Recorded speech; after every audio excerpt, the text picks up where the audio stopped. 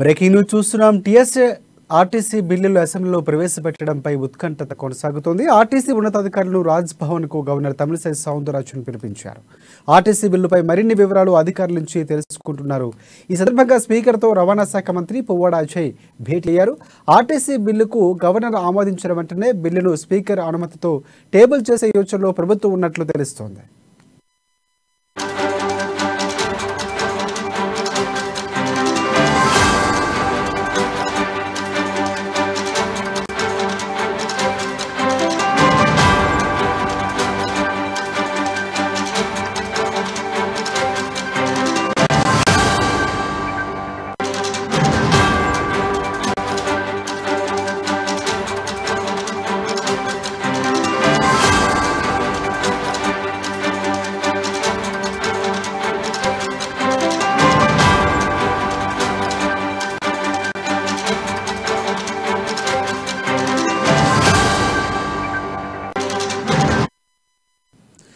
TSRTC బిల్లును అసెంబ్లీలో ప్రవేశపెట్టడంపై ఉత్కంఠ కొనసాగుతుంది. ఆర్టీసీ ఉన్నతాధికారులను రాజ్ భవన్ కు గవర్నర్ తమిళిసై సౌందరరాజన్ పిలిపించారు.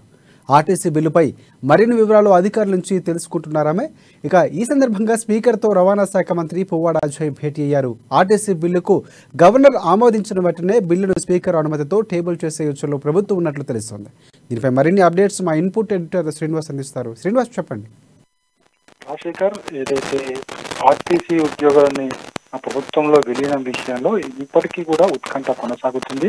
అయితే కొద్దిసేపటి క్రితమే రవాణా శాఖ అధికారులని గవర్నర్ పిలవడం జరిగింది. ఏదైతే తనకు బిల్లుకు సంబంధించి కొన్ని క్లారిఫికేషన్స్ కావాలని చెప్పేసి అధికారులను పిలవడం జరిగింది. ముఖ్యంగా చూసుకుంటే కనుక ఆర్టీసీకి సంబంధించిన ఆస్తులు వివరాలను, అదేవిధంగా ఒకవేళ ప్రభుత్వంలో కనుక ఇది విలీనం అయిపోతే ఆర్టీసీ సంస్థ యొక్క ఇండిపెండెన్సీ ఏమవుతుంది, అదేవిధంగా దానికి సంబంధించిన ఆస్తులు ఎవరి ఆధీనంలో ఉంటాయి అనేది క్లారిఫికేషన్ తీసుకుంటుంది. అదేవిధంగా contract employees, out sourcing employees వారి విషయంలో ఏం చేయబోతున్నారు అనేది కూడా ప్రభుత్వం నుంచి గవర్నర్ క్లారిఫికేషన్స్ తీసుకోబోతున్నారు. ప్రధానంగా చూసుకుంటే కనుక ఆర్టీసీకి సంబంధించి అన్ని జిల్లాల్లో కూడా 100 ఎకరాల భూములు ఉన్నాయి. దాదాపుగా 80,000 కోట్ల విలువైన ఆస్తులు ఆర్టీసీకి రాష్ట్రంలో ఉన్నాయని చెప్పేసి కూడా ఒక లెక్క అయితే ఉంది. అయితే ఈ నేపథ్యంలో ఈ ఆస్తులు ప్రభుత్వ ఆధీనంలో ఉంటాయా, లేకపోతే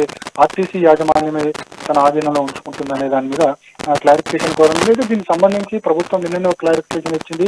కేవలం ఉద్యోగులు ఎవరైతే 43,000 మంది ఉద్యోగులు ఉన్నారో వాటిని మాత్రమే ప్రభుత్వంలోకి తీసుకుంటున్నామని చెప్పేసి కూడా స్పష్టం చేసింది. అదేవిధంగా ఏదైతే ఆర్టీసీ యాజమాన్యం సంబంధించిన ఆస్తుల విషయాల్లో ఎక్కడ ప్రభుత్వం జోక్యం చేసుకోవాలని కూడా అందులో స్పష్టం చేయడం జరిగింది.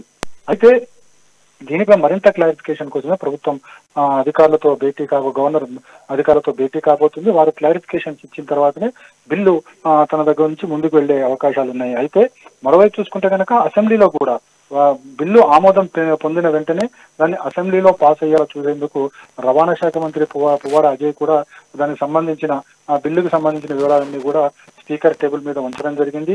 ఎప్పుడైతే గవర్నర్ ఆమోద ముద్ర వేస్తుందో ఆ వెంటనే బిల్లు అసెంబ్లీలో పాస్ చేసే దిశగా అక్కడ అసెంబ్లీలో కూడా చర్యలు తీసుకుంటాం. మొత్తానికి చూసుకుంటే కనుక గవర్నర్ నిన్న రాత్రి హైదరాబాద్ చేరుకోవడం జరిగింది. హైదరాబాద్ చేరుకున్న వెంటనే ఈరోజు ఉదయమే ఆ బిల్లుకు సంబంధించి మొత్తం క్లారిఫికేషన్స్ తీసుకున్న తర్వాత బిల్లును పాస్ చేసేందుకు తనకు ఏ విధమైన అభ్యంతరం లేదని చెప్పేసి కూడా నిన్న ఆర్టీసీ ఎంప్లాయీస్ తో మాట్లాడిన దాంట్లో స్పష్టం చేయడం జరిగింది. అయితే వీడియో కాన్ఫరెన్స్ లో ఉద్యోగులు అనేక అంశాలు లేవనెత్తారు. దానికి అన్నిటికీ కూడా గవర్నర్ సమాధానం చెప్పింది. అదేవిధంగా తాను ఏవైతే అనుమానాలు ఉన్నాయో అనుమానాల నివృత్తి వల్లనే అది ఉద్యోగులకు మేలు కలుగుతుంది అని చెప్పేసి కూడా వాళ్ళకు భరోసా కల్పించినందునే నిన్న ఉద్యోగులు కూడా అక్కడ నుంచి సంతృప్తిగా వెళ్ళడం జరిగింది. ఈ రోజు గవర్నర్ దానికి సంబంధించి ఫైల్ మీద సిగ్నేచర్ చేసి పంపిస్తారనే ఆశాభావంతో ఆర్టీసీ ఉద్యోగులు అయితే ఉన్నారు. ఒకవేళ ఈ రోజు పాస్ కాకపోతే కనుక బిల్లు మరి ఈ ఏడాది ఇంకా పాస్ అయ్యే ఛాన్సెస్ ఉండవు. కాబట్టి మొత్తంగా చూసుకుంటే కనుక ఈ రోజు ఒక ఉత్కంఠ అయితే కొనసాగుతుంది. మరోవైపు చూసుకుంటే కనుక మధ్యాహ్నం మళ్ళీ గవర్నర్ అవుట్ ఆఫ్ స్టేషన్ వెళ్ళబోతున్నారని మాత్రం మనకున్న సమాచారం. అయితే ఈ లోపు మొత్తం క్లారిఫికేషన్స్ తీసుకున్న తర్వాత బిల్లుని పాస్ చేస్తారా లేదా అనే ఒక ఉత్కంఠ అయితే ఇటు అసెంబ్లీలోనూ ఉంది, అదేవిధంగా ఆర్టీసీ ఉద్యోగుల్లోనూ కూడా కనిపిస్తుంది. రాజశేఖర్, చాలా బిల్లులకు అంటే ప్రగతి భవన్కి అక్కడ ఉన్నటువంటి చాలా డిఫరెన్స్ వచ్చినటువంటి పరిస్థితులు అంటే ఒక రకమైనటువంటి రాజకీయ వాతావరణం గవర్నర్తో ఉండటం, విభేదించడం ఇవన్నీ జరిగాయి. అంటే ఈ నేపథ్యంలో 5 బిల్లు కూడా పెండింగ్ ఉన్నటువంటి పరిస్థితి. ఇప్పుడు దానికి సంబంధించినటువంటి ప్రొసీడింగ్ కూడా మొదలవుతున్నాయి. ఈ నేపథ్యంలో ఇప్పుడు బిల్లుపై మీరు అన్నట్టు ఉత్కంఠ కొనసాగుతుంది. ఒకవేళ ఆమోదించకపోతే కనుక ఎలాంటి చర్యలు తీసుకునే అవకాశం ఉంది? అంటే శాసనమండలి ఈరోజు ప్రసంగాలు ఉన్న నేపథ్యంలో ఎలాంటి నిర్ణయం ఉండబోతుంది? అంటే చాలా వరకు ఉత్కంఠంగా ఉన్న నేపథ్యంలో ఒకవేళ గనక బిల్లుకు ఆమోదం తెలపకపోతే పరిస్థితి ఎలా ఉండే అవకాశం ఉంది? ఒకటి, నిన్న ఉద్యోగులకైతే గవర్నర్ ఒక భరోసా ఇచ్చారు. తాను బిల్లుకు వ్యతిరేకం కాదు, తాను లేవనెత్తిన అంశాలు ఏవైతున్నాయో అవన్నీ కూడా ఉద్యోగులకు సంబంధించినవి, ఉద్యోగుల భద్రతకు సంబంధించినవి కాబట్టి నేను దాన్ని అంశాలను లేవనెత్తున్నాను. ముఖ్యంగా ఆర్టీసీకి సంబంధించిన ఆస్తుల విషయంలో కూడా పలు క్లారిఫికేషన్స్ అవసరం ఉన్నాయి కాబట్టి తాను కోరుకుంటున్నా అని చెప్పేసి ఉద్యోగులకు ఏ విధమైన వ్యతిరేకత తనలో లేదు, తాను పూర్తిగా సపోర్ట్ చేస్తున్నానని కూడా స్పష్టం చేయడం జరిగింది. కానీ ఇక్కడ కొన్ని అంశాలు ఉన్నాయి కాబట్టి, న్యాయపరమైన చిక్కులు ఉన్నాయి కాబట్టి వాటన్నిటిని కూడా తెలుసుకోవాల్సిన బాధ్యత తనపై ఉందని చెప్పేసి కూడా స్పష్టం చేయడం జరిగింది. అయితే ఒకటి, ప్రగతి భవన్ కు అదేవిధంగా రాజ్భవన్ కు మధ్య చాలా విభేదాలు గత కొంతకాలంగా 2 ఏళ్ల నుంచి కూడా కొనసాగుతున్నాయి. అందులో భాగంగానే చాలా బిల్స్ కు సంబంధించి కూడా కొన్ని బిల్స్ రిటర్న్ చేయడము, కొన్ని బిల్స్ రాష్ట్రపతికి పంపించడం, మరి కొన్ని బిల్స్ కు సంబంధించి తన వద్ద పెట్టుకోవడం లాంటివి కొన్ని ఉన్నాయి. అయితే ఒకటి, గవర్నర్ కి సంబంధించి గవర్నర్ కి విచక్షణాధికారాలు ఉంటాయి. ఆ విచక్షణాధికారాల్లో భాగంగానే తాను ఏదైనా చేసే అది అవకాశం, అంటే తనకున్న విచక్షణాధికారాన్ని వాడుకునే అవకాశం ఉంది. అయితే ఒక బిల్లుకు సంబంధించి ఏ బిల్లు అయినా, ఒక ఆర్టీసీ బిల్లే కాదు, ఏ బిల్లు అయినా సరే తన వద్దకు వచ్చినప్పుడు దాన్ని ఖచ్చితంగా దాని న్యాయపరమైన అంశాలన్నింటినీ కూడా గవర్నర్ క్షుణ్ణంగా పరిశీలించిన తర్వాత, న్యాయ సలహాలు తీసుకున్న తర్వాతనే దానికి గవర్నర్ ఆమోదం తెలుపుతున్నారు.